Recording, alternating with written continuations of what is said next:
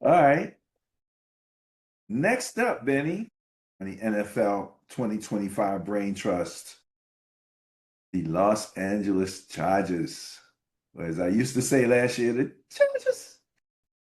Joe Hortiz, general manager, average net points of plus 6.9. Former Ravens exec emphasizes trench play and draft value. All right, I like that. Jim Harbaugh, head coach, culture builder with smash mouth philosophy, returned to the NFL in 2024. And this probably would just be a pain in your butt for me to say, Benny, but probably the best thing that's happened to Trey Lance in his career. Offensive coordinator Greg Roman, power run specialist, previously paired with Harbaugh in San Fran and Baltimore. And I like a power run game, Benny. I like a power run game. Jesse Minter, defensive coordinator. Doesn't that name sound familiar? Former Michigan DC, led the top NCAA defense before he jumped to the NFL. Jesse Minter. Ryan Ficken, special teams coordinator, known for aggressive punt blocks and return schemes. And quarterback Justin Herbert, cannon arm star with elite processing, seeking playoff breakthrough. And to hear Harbaugh talk about Herbert, he said, but you know what? It's almost like I was reading, and we'll talk a little more about him later, Josh, when Josh Allen was coming out, and the measurables, Yeah, just blowing people away, you know what I yeah. mean? And you and I remember talking about him when he got his chance to start after the former quarterback. What did they gave him medical? Um, he had a medical issue and they messed him up so bad he couldn't go back out and play. Remember that? Oh, yeah. Well, he was a placeholder, and Jacoby Brissett. Right. Okay. Okay.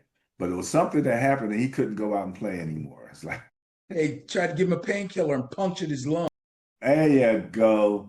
That'll do it. That hey, look, you know, it's like It's crazy. that would be the that would be one of the storylines on one of those whodunits. Mm, Did they really mean? did they do that on purpose? it's crazy. But yeah, Herbert is pretty good. So you got anything else on them? So here's the thing. Since Herbert has been in the league, every year when people start talking about who are the top five, top 10, top seven, top quarterbacks in the league, his name seemed to always come up. But it was mostly because of those measurables that you were talking about earlier, which he has. He's got all that stuff. But now the talk about Herbert is, when's he going to turn the corner and win a playoff game? When's he going to turn the corner and take his team? I'm going to use the word deep into the playoffs, but how about let's get to the second round? You know, for a guy who's got all these great measurables, and obviously it's not all his fault. We know that. But when we talk about quarterbacks, we give them way too much praise when they do well, and we fault them too much when things don't go well. But people are starting to say, okay, we can't keep talking about this dude, and he only gets so far. He's been in the league too long now. It's time to turn the corner. So that remains to be seen if Jim Harbaugh can help him do that. I think they're kind of on their way. It doesn't help that they're in the AFC West, which is a tough division. But, coaching wise, they should be able to hold their own. Now, if that GM can make another move or two, that might put them over the top. I don't know. We'll have to wait and see. Well, took a look. Let's see here. There's a couple things that I wanted to mention. And I think sometimes I see stuff, I like it, especially when the general managers actually played ball. Um, and I like it when they played elsewhere. And George Patton, as a general manager, he played at UCLA, right? but then he played in the Austrian Football League and the Italian Football League. Oh God. Now, this is the thing though, Benny. The league is going international. So guys That's like true. this that have international experience, I think somehow they might have something extra to do with this whole thing. It's possible. You know? I don't look at that GM being the next player thing as such a big deal. The best GMs come up through the scouting departments. Okay. All right. Well, I like it. So that's one of the things. Now, Sean Payton was a quarterback at Eastern Illinois. His teams were known as Eastern Airlines due to their prolific passing attack that frequently topped 300 yards and had 500 in one game, still a record.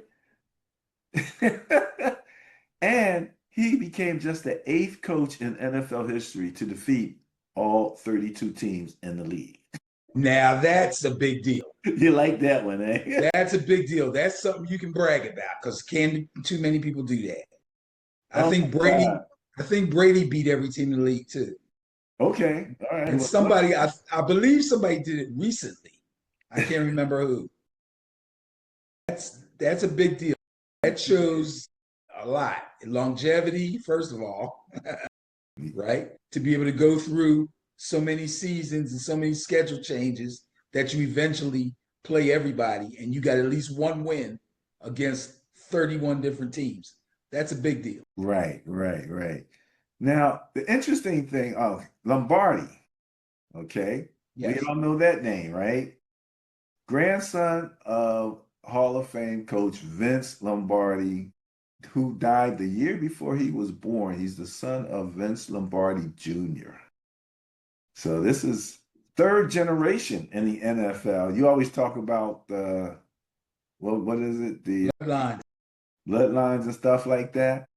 But what I did find out also, he was hired by the Chargers under Brandon Staley, right? And we were always talking about Brandon Staley, how he would be messing up. He was fired on January 17, 2023, following the NFL wildcard loss to the Jacksonville Jaguars, where the Chargers lost despite a 27-point lead at one point. Yes. Second Yes. quarter. Yes. Strongly criticized for that. You say yes, yes. Wow, Benny. Now, could you blame Herbert for that? I mean, I don't care how bad your defense is messing up. Eventually, you got to put one or two more points on the board, or scores rather on the board. If you can find the end zone that well in the first half, and in the second half, not only does the team mount a comeback offensively, but they figured you out at halftime to the point where all that success you had in the first half is out the window now. You can't find the end zone no more. You score one or two touchdowns, that lead holds up. Well, speaking of leads not holding up, Lance Joseph is the defensive coordinator, right? Yes. First of all, we got to just recognize his connection to the Colorado Buffalo football team, where he was a quarterback and a running back. He was criticized for giving up 70 points to the Dolphins recently, which apparently Peyton they wanted to fire him, but Peyton said no. Said he wasn't going to do it. People wanted to fire him after that game. Oh yeah.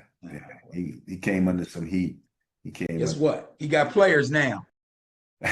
He sure does. You got ballers now. So I'm predicting, well, I shouldn't say this.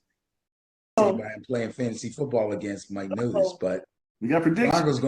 Broncos defense might be the best defense this year. Heard it here first. Best defense. Best. Okay. We'll be looking, because you know how I look at best defense. I know. Once again, it's all about the points, baby. All about the points. All right, who's up next, Benny?